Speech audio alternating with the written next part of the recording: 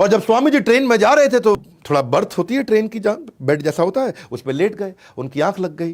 तो बाजू में अंग्रेज बैठा था, अंग्रेज ने देखा ये स्वामी जी बैठे हैं, चिढ़ते थे उनसे वो, तो उनका जूता उतारा, निकाल करके खिड़की से बाहर फेंक दिया।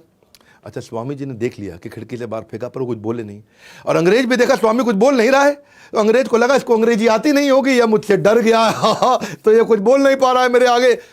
स्वामी जी चुपचाप लेटे रहे।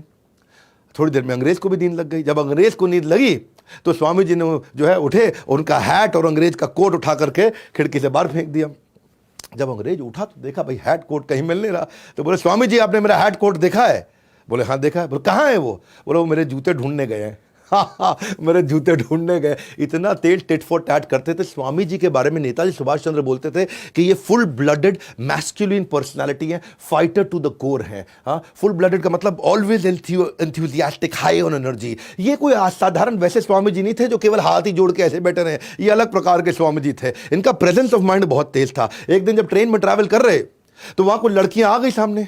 लड़कियों ने देखा कि गेरुए वस्त्र में साधु बैठा है, बेवकूफ होगा, इसको कुछ बेवकूफ बनाते हैं। उन्होंने देखा कि स्वामी विवेकानंद ने बहुत बढ़िया घड़ी पहनी है, इतनी बढ़िया घड़ी तीनों लड़कियों की नजर थी। तो उन्होंने स्वामी जी को बोला, ए स्वामी अपनी घड़ी उतार के दे दो, नहीं तो यहीं चिल्लाएंगे कि तुम हमको छेड़ रहे थे। तो स्वामी विवेकानंद चुप रहे। उन्होंने अनसुना कर दिया, ए स्वामी तुमको बोल रहे हैं घड़ी उतार के हमको दे दो। अंग्रेजी में बोला, मैं ऐसे बोल रहा हूं, घड़ी उतार के दे दो, नहीं तो हम यहां शोर मचा देंगे कि तुम हम पे, हमारी इज्जत पे हाथ डाल रहे थे, तुम हमको छेड़ रहे थे। स्वामी जी जो है चुपचाप बैठे रहे। तो जब उन्होंने थोड़ा और आगे जाकर के बोला, स्वामी जी बोले हाँ। तो लड़कियां बोली अब क्या करें, हाँ जी कैसे समझाएं इसको?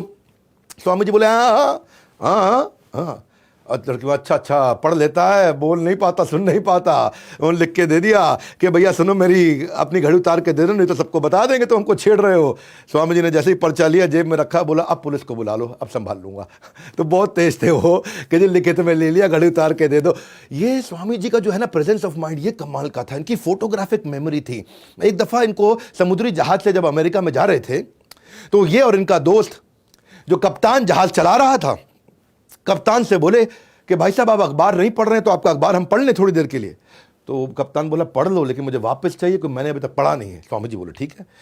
स्वामी जी लेके अखबार अपना पढ़ने लगे। स्वामी जी ने फट से अखबार पढ़ लिया 15 मिनट में। पढ़ने के बाद उनका दोस्त बोला स्वामी जी का कि भाई मैं भी पढ़ लूँ। बोला आप भी पढ़ लो। तो वो भी पढ़ने लगा। वो पढ़ने लगा। समुद्री जहाज में चल रहे थे तो हवा तो बहुत तेज चलती है। अचानक इतनी तेज हवा चली कि अखबार छूट के निकल के समुद्र में गिर गया।